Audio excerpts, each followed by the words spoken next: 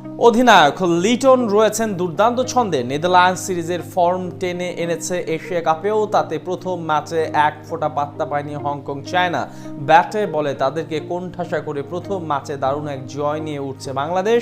এর মাঝেই সুবাস পেতে শুরু করেছে সুপার ফোরের। আর মাত্র একটি জয় পেলে নিশ্চিত হতে পারে পরের রাউন্ডে চলে যাওয়া। বাংলাদেশের ম্যাচের পর পয়েন্ট তালিকার বাকিটা জানবো প্রতিবেদনে। বাংলাদেশকে নিয়ে যখন চলছিল চারদিকে সমালোচনা ও কটাক্ষ, সেই সময় যেন জবাব দিলেন খেলোয়াড়রা।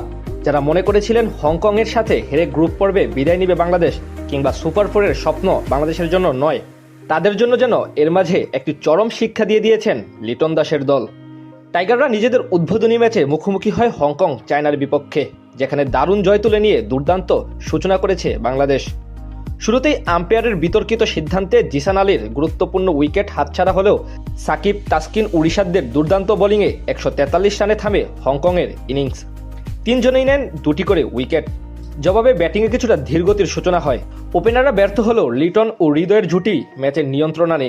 যদিও তাদের ব্যাটিং ছিল অনেকটা ওয়ান ডে মেজাজে, তবুও জয় নিশ্চিত করতে সমস্যা হয়নি। শেষ দিকে লিটনের দ্রুত রান দলের জয় আরও সহজ করে দেয়। আর তাতে করে এই হংকং এর সাথে 2014 সালের হারের জবাব দিয়েই এবারের এশিয়া কাপ অভিযান শুরু করলো টাইগাররা। সুপার ফোরে জায়গা করে নিতে হলে বাকি দুই ম্যাচে অন্তত জয়ের বিকল্প নেই এখন বাংলাদেশের সামনে। এক ম্যাচ জিতলেই নিশ্চিত হয়ে যেতে পারে সুপার ফোরের টিকিট। এদিকে এ ও বি গ্রুপ মিলিয়ে এর মাঝে শেষ হয়েছে 3টি লড়াই, যেখানে সবচেয়ে বেশি 2 ম্যাচ খেলেছে হংকং।